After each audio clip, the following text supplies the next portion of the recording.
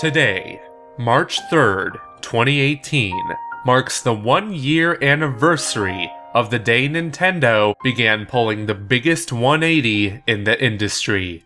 To say they were in a dark spot before this moment would be putting it lightly, coming off of the failure of Wii U and the death of the great Satoru Iwata. What started as a console launch turned out to be so much more. This is year 1 of the Nintendo Switch.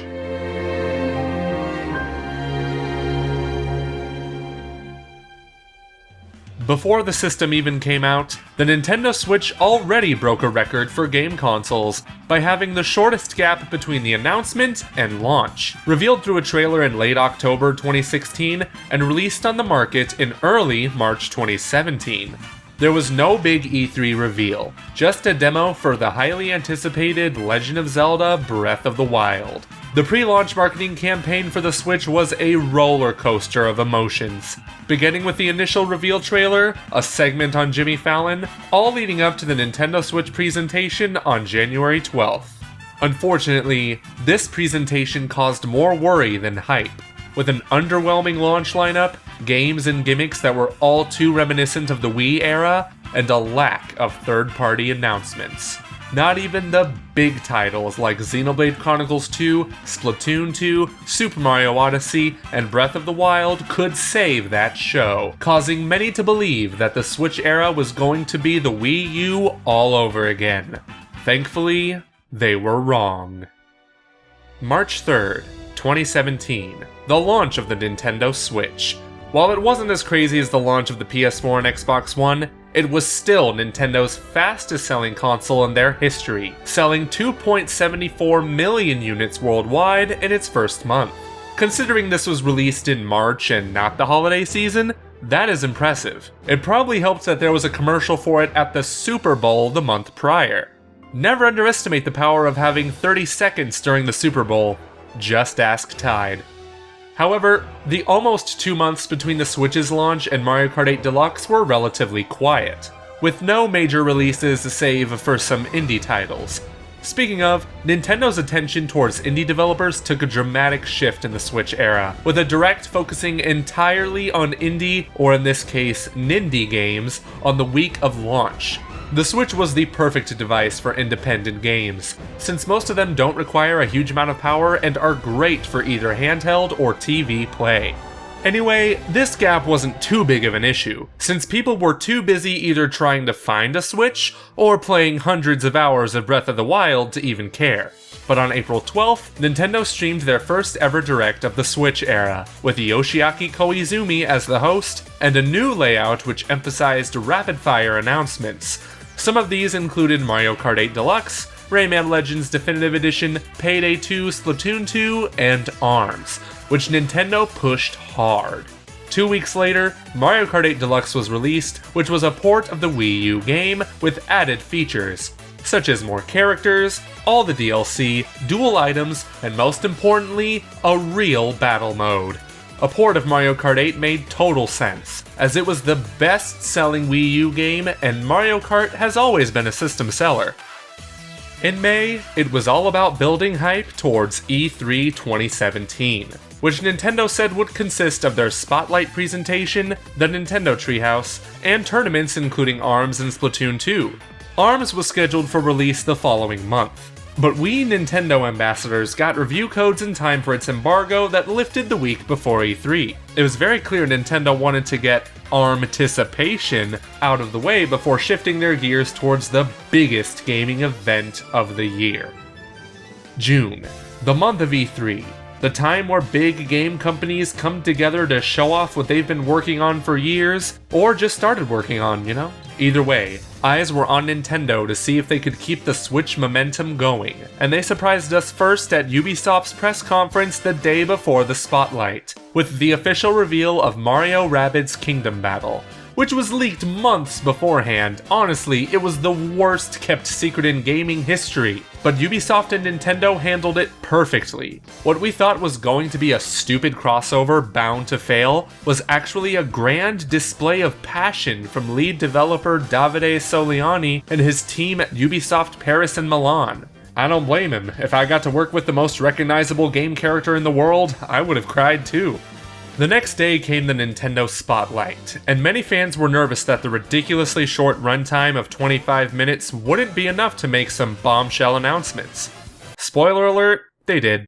Not 1 minute in and Rocket League was announced for the Switch, then came Xenoblade Chronicles 2, Kirby Star Allies, the brief announcement of a Pokemon RPG, Yoshi, the Breath of the Wild expansion pass, and finally, the game that stole the show, Super Mario Odyssey. Mario could capture enemies using his hat friend Cappy. A real game changer, literally. Not to mention this was the return to 3D Mario people have wanted since Sunshine. Even though Nintendo had multiple games to demo, much like E3 2016, they stole the show with one game, and that was Super Mario Odyssey. Wait, I think I'm forgetting something.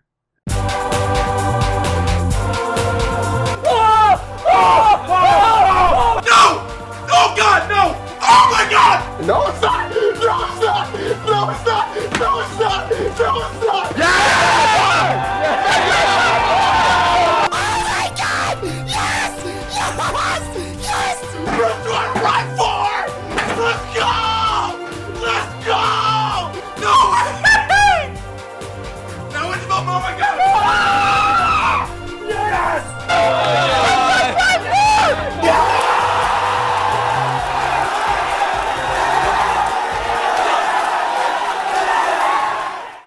At this rate, Nintendo was keen on releasing one big exclusive every month for the Switch.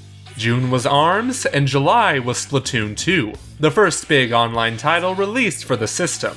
As expected, the game was great, but it also presented problems for Nintendo Switch Online. Notably, its horrible excuse for voice chat.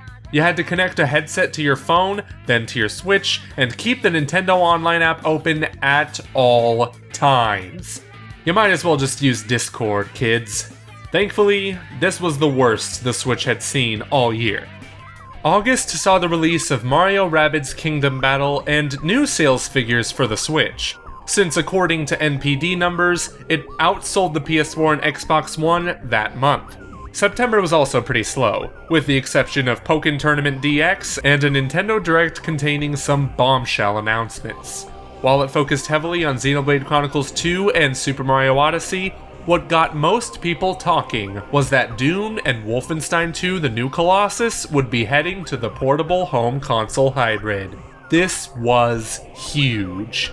Two graphically intensive, mature, first-person shooters would be heading to a Nintendo system that is also a handheld. It really puts things into perspective that Nintendo is no longer messing around into getting those nitty-gritty third-party mature titles on the Switch. Then came October, and you know what was on people's mind. Super Mario Odyssey saw a launch that was just as insane as the Nintendo Switch's. Everyone wanted a piece of that 3D Mario action, as it went on to be the fastest-selling 3D Mario game at launch. In a sense, everyone came for Zelda and stayed for Mario. Oh, and Fire Emblem Warriors came out the week prior, so hooray. In November, there wasn't a huge exclusive game, but that was okay, because Doom, L.A. Noire, and Skyrim came out in the span of a week, followed later by Resident Evil Revelations 1 and 2. Safe to say, November was the month for third parties, and of course, Black Friday. It was reported that the Nintendo Switch was the hottest item during Black Friday weekend. The best part was that it wasn't even discounted. That is how big of an impact this system has. Fast forward to December and Xenoblade Chronicles 2 releases at the very beginning of the month. Crazy how this game didn't get delayed at all. This massive JRPG provided a ton of content to keep Switch owners busy. That is if they were into that sort of genre. I know not everyone can handle the power of waifus. Pervert!